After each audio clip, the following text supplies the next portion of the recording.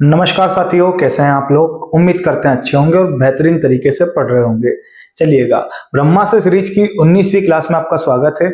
आज की क्लास में भी हम कुछ भट्टे के क्वेश्चन देखने वाले हैं, ठीक है, और कुछ प्रॉफिट लॉस के सवाल भी देखेंगे। साथ ही मैं आपको बता दूं कि इसके पहले की सीरीज जो हम किए थे उसमें भी हम डिस्काउंट के क्वेश्चन किए थे।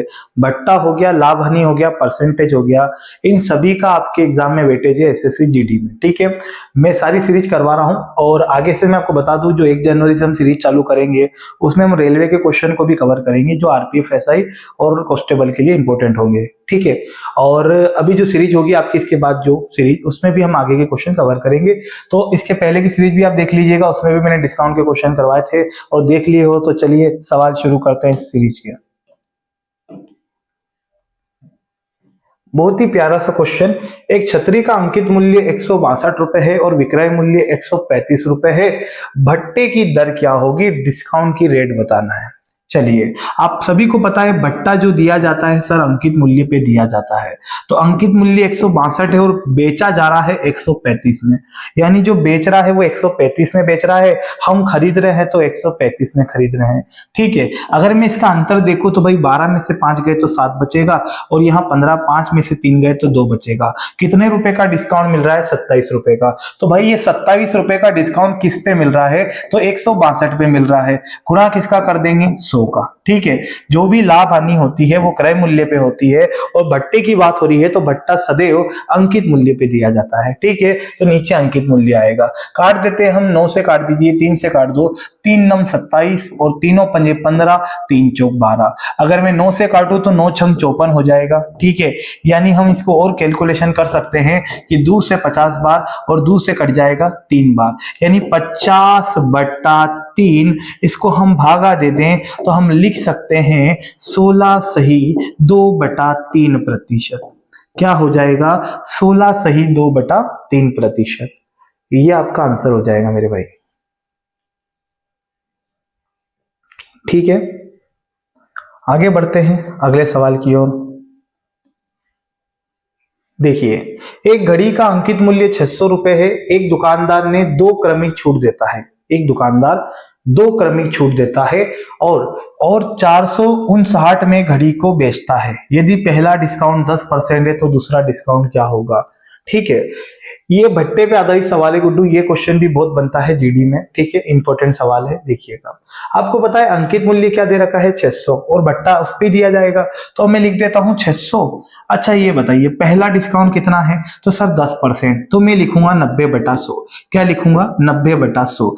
दूसरे डिस्काउंट की बात करता हूं तो दूसरा वाला देखिए, दूसरा डिस्काउंट पूछा है तो हम लिख देते हैं x/100। क्या लिख देते हैं, x/100। और बेचा जाता है 459 में, तो ये ऐसा के ऐसा। ये बराबर में क्यों लिखा, ध्यान से सुनिएगा। अंकित मूल्य पे पहले 90% लगाया, यानी 10% भट्टा दिया, फिर कुछ और भट्टा दिया तो x% में बेचा, और इस प्रकार भट्टा देने के बाद उसे कितने में बेचा, तो 459 में बेचा। तो जो भी विक्रय है वो बराबर में आ जाएगा। आ रही बात समझ में। अगर हमें छूट दे देता तो हम 600 का निकाल लेते तो विक्रय ही तो आता है। इसके पहले की क्लास देखिएगा, मैंने उस टाइप के क्वेश्चन भी करवाए हैं। चलिए इसको कैलकुलेट कर दें तो 2 शून्य से 2 शून्य, 1 0 से 1 0 कैंसल। अच्छा ये 9 से कट जाएगा तो काट देते हैं, 9 पंजे 45 और ये हो जाएगा 9 एकम 9, ठीक है भाई। अगर हम फिर इसको 2 से काटें तो 2 से 3 बार और 2 से ये कटेगा 5 बार, ठीक है। इधर की संख्या का इधर गुणा होता है, बराबर की संख्या आपस में कटती है। अच्छा 3 से वो कट जाएगा क्योंकि 5 और 1 6 होता है, यहाँ 3 का नियम लग रहा है, ठीक है। तो 3 से कटेगा ये 17 बार। और भाई यहाँ पे मैं बता दूं कि इसका इसमें गुणा होगा तो ये बताइए 17 पंजे क्या होता है, 85। 17 पंजे होता है 85, तो आंसर 85 मत लगाते ना भाई, हालांकि ऑप्शन में भी नहीं है। देखो इसको 100 में घटा के आंसर देना, 100 में से 85 जाएगा तो क्या आएगा, 15, और 15% आपका आंसर होगा। कितना भट्टा दिया जाए दूसरा वाला, तो 15%। और एक और बात, जब 10% भट्टा था तो यहाँ 90 लिख रहे थे, ऐसे ही जब 15% भट्टा होगा तो यहाँ क्या आएगा, 85। तो जो ये मान आया है ना वो 85 है। हमसे भट्टा पूछा है कितना भट्टा होगा, तो हम बोलेंगे 15%, ठीक है।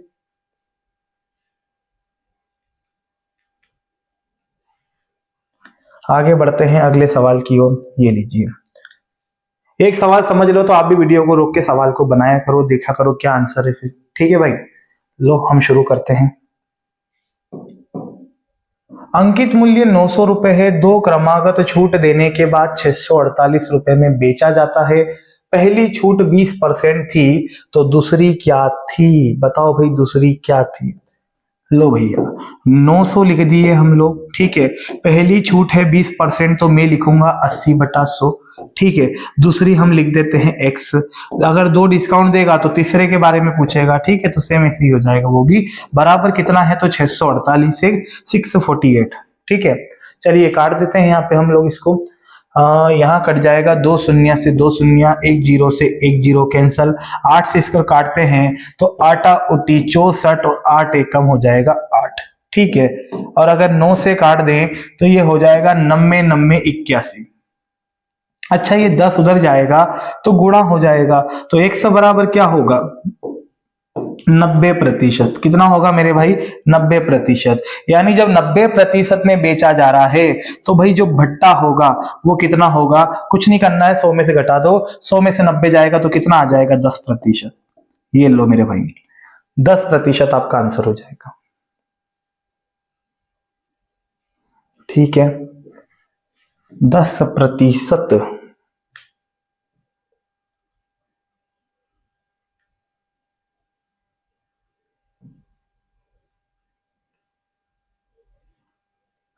चलिए एक और क्वेश्चन देखिए इस प्रकार का। किसी वस्तु का अंकित मूल्य 920 रुपए है, कोई ग्राहक क्रमागत कटौती लेकर उसे 742.90 रुपए में खरीदना चाहता है। जब वो इतने में खरीदना चाहता है तो दुकानदार उतने में बेचना चाहता है, तभी तो क्रय विक्रय बराबर हो जाएगा वहां पे, ठीक है। अंकित मूल्य कितना है? 920। अच्छा पहली कटौती 15% है, तो दूसरी क्या होगी? बहुत बढ़िया, चलिए जमाते हैं।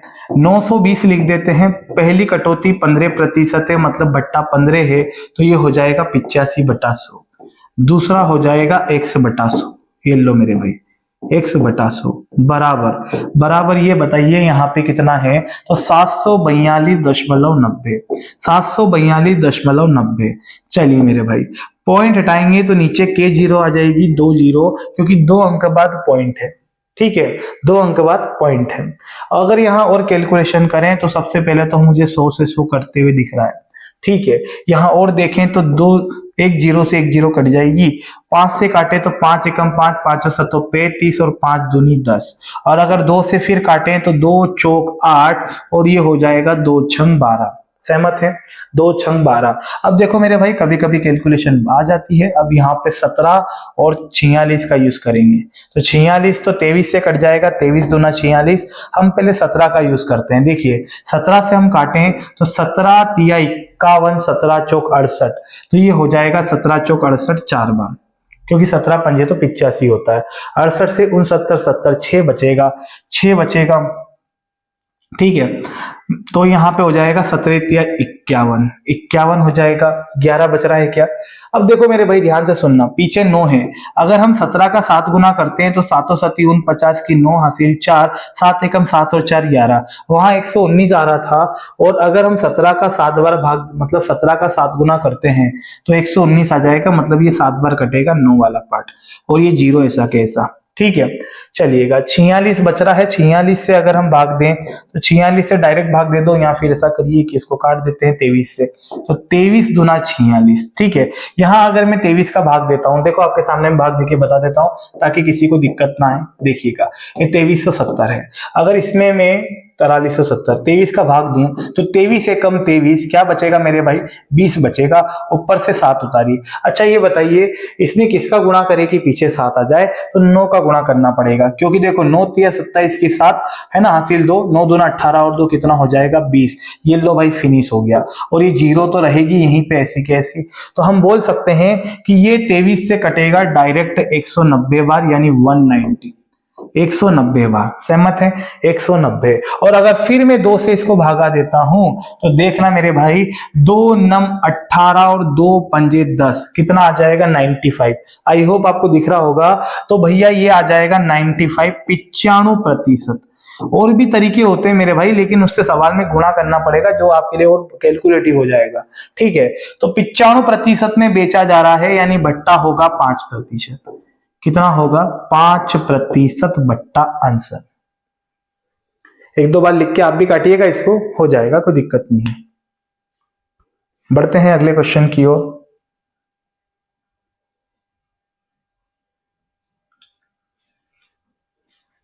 एक हाथ की घड़ी का अंकित मूल्य 1600 रुपए है। ठीक है, इसमें भी आपसे भट्टा पूछा जा रहा है, तो ये क्वेश्चन मैं आपके लिए छोड़ रहा हूं, जो भी इसका आंसर हो कमेंट में दीजिएगा। RW रफ वर्क का पहला सवाल। ठीक है, चलिएगा अगले क्वेश्चन पे चलते हैं। लो भाई, अलग अलग भट्टों की जगह एकमात्र भट्टा दिया जाए उसे समतुल्य भट्टा कहा जाता है, जिसको हम एकल छूट भी कह सकते हैं। एकल छूट, ठीक है। तो कहा गया है 25%, 20% और 10% के तीन क्रमागत भट्टों के समतुल्य भट्टा क्या होगा। देखना मेरे भाई, आपको पता है कि भट्टा किस पे निकाला जाता है? अंकित मूल्य पे।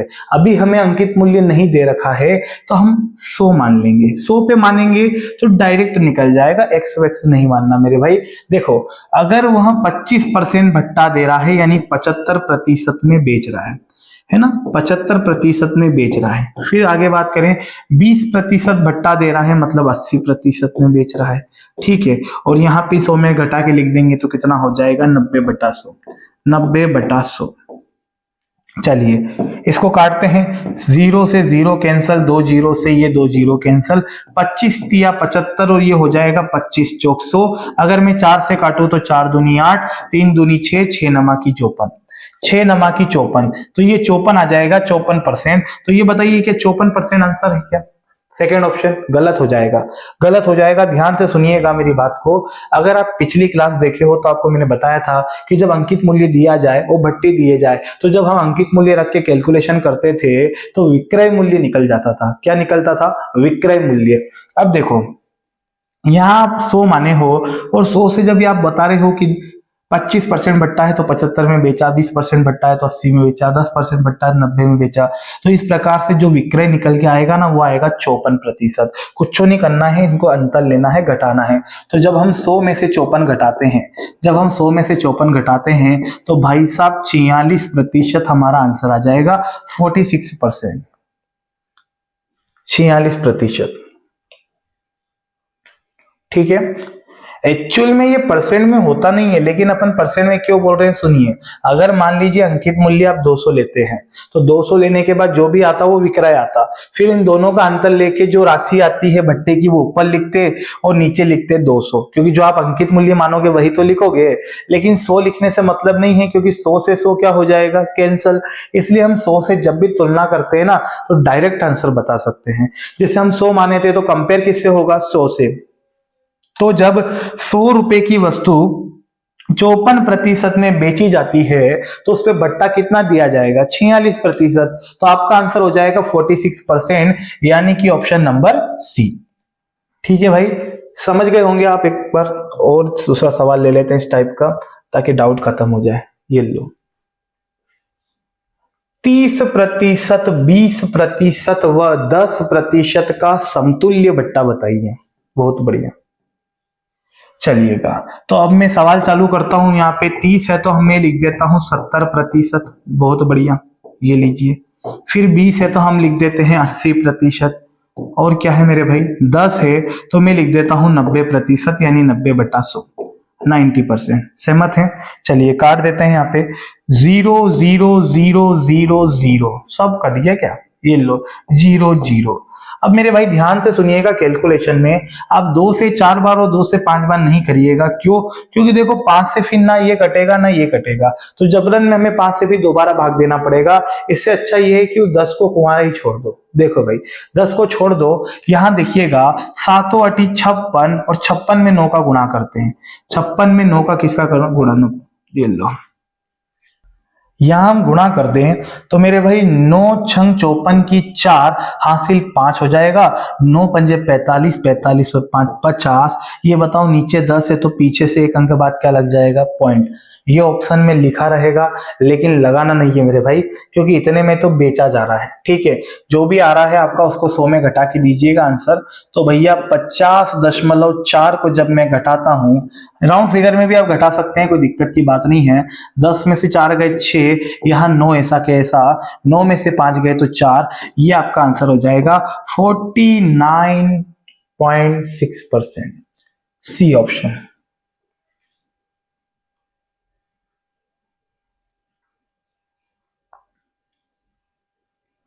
ठीक है भाई, चलिएगा आगे बढ़ते हैं। समतुल्य बट्टा बताइए। सेम सवाल है, इसको आप रफ कॉपी में करके फिनिश कर दीजिएगा। कंप्लीट RW सेकेंड सवाल। आगे बढ़ते हैं हम लोग। लो भैया, एक वस्तु को 2% तथा 18% के लाभ पर बेचने पर विक्रय मूल्य में अंतर 3 का आता है। दोनों के विक्रय मूल्य का अनुपात बताइए। ठीक है, देखो भाई ये सवाल लाभ हानि से जुड़ा हुआ है, और 2% लाभ 18% लाभ है। लाभ लाभ हो तो अंतर लेते हैं, ऐसा कुछ बता रखा है लाभ हानि में आपको। लेकिन गुड्डू यहाँ पे विक्रय मूल्य का रेशो पूछा है, तो कुछ भी मेहनत करने की ज्यादा आवश्यकता है नहीं। विक्रय मूल्य में अंतर 3 का है। एक वस्तु को 2% और दूसरी को 18% के लाभ पर बेचा जाता है। ठीक है, पूछ भी किसका रहा है, विक्रय मूल्य का रेशो। तो पहली वस्तु को 2% लाभ पर बेचा, मतलब बेचा 102 में। ठीक है, रेशो। दूसरी को 18% के लाभ पर बेचा, तो लिख दीजिए 118। सहमत हैं? काट देते हैं इसको, एक ही पाड़े से कटे तो काट दो। 2 पंजे 10, 2 एकम 2, 2 पंजे 10, 2 नम 18। और कट रहा है क्या? और नहीं कटेगा ये। ठीक है, तो हमारा जो कि फर्स्ट ऑप्शन में आपको नजर आ रहा होगा, ये हमारा आंसर हो जाएगा 51:59। बोले फिर वो 3 क्या काम आएगा सर?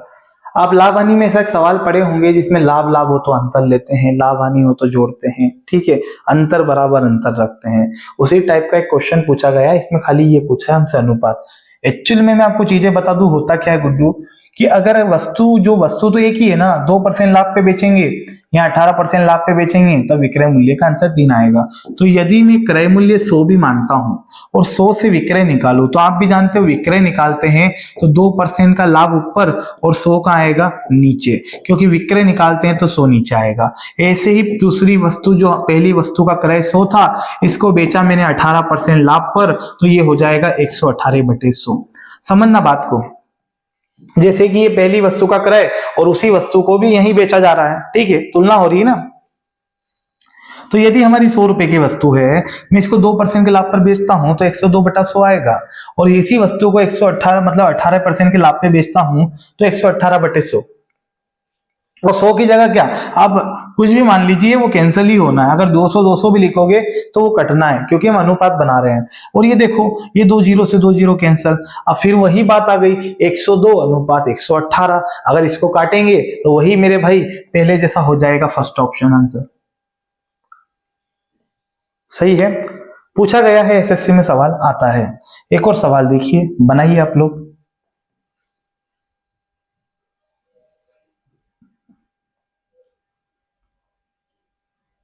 एक वस्तु को 4% तथा 10% के लाभ पर बेचने से, ठीक है, क्या बोल रहा है, विक्रय मूल्य का अंतर 3 है और दोनों के विक्रय मूल्य का रेशो बताइए।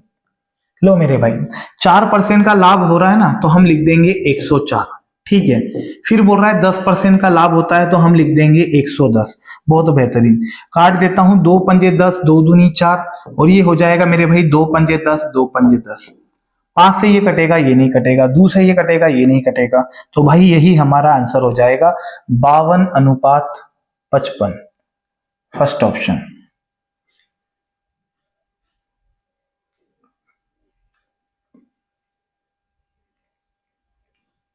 ठीक है भाई, आगे बढ़ते हैं अगले क्वेश्चन की ओर।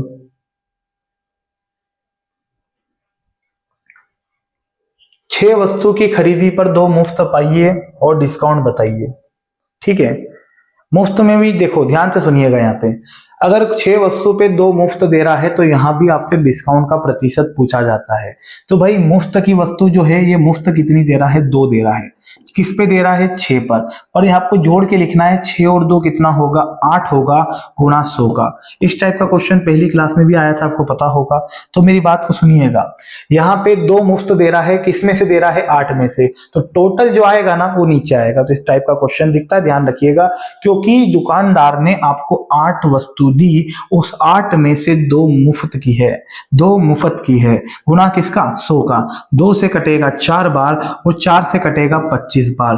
25% का डिस्काउंट हो जाएगा, 25% भट्टा, ये मेरा आंसर होगा अगर यहां डिस्काउंट पूछा जाता है तो।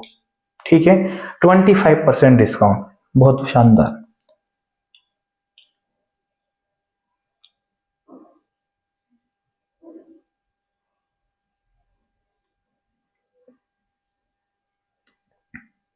लो भाई,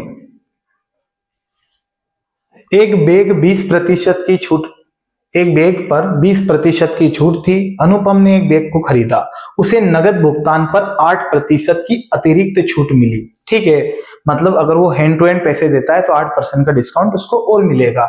यदि उसने 2208 रुपए का भुगतान किया हो तो बैग पर टैग मूल्य कितना था, अंकित मूल्य कितना था। देखो, कभी अंकित मूल्य देकर हमसे विक्रय मूल्य पूछता है, जैसा कि सवाल हम पहली क्लास में कर चुके हैं, आप जाके देख लीजिएगा, वहां से क्लियर हो जाएगा। ठीक है, डबल डबल उन्हीं सवालों को करने से मतलब नहीं है। तो मेरे भाई, जब भी अंकित मूल्य से विक्रय मूल्य पूछे तो मैंने आपको तरीका बता दिया था, कभी आपसे टैग मूल्य यानी अंकित मूल्य भी पूछा जा सकता है। तो यहां पे क्या करेंगे, बात को ध्यान से सुनिएगा, इसमें हम प्रतिशत को उल्टा चला के हमारा आंसर निकाल सकते हैं। वो कैसे, उसके लिए एक छोटा सा सवाल देखिएगा, जैसा कि ये वाला। देखो, क्लियर हो जाएगा अभी आपको 2 मिनट में। जैसे कि मैं बोलता हूं कि एक रेडियो 15% की छूट देने के बाद 255 रुपए में बेचा जाता है, या उसके विक्रय की कीमत 255 हो जाती है। तो हम बोल सकते हैं कि यदि अंकित मूल्य x है, अंकित मूल्य x है और 15% का भट्टा दिया जा रहा है, मतलब बेचा जा रहा है 85% में, और जो 85% है वो 255 के बराबर है, ऐसा हम कह सकते हैं। क्यों?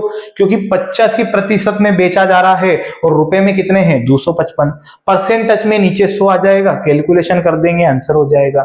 ठीक है, एक ये काम भी कर सकते हैं। या फिर हम डायरेक्ट देखें तो जैसे कि 255 है, 255 है, ऊपर गुणा कर देते हैं 100 का, और ये बताइए 15% डिस्काउंट है, 15% डिस्काउंट है तो नीचे क्या आ जाएगा, 85। सहमत है?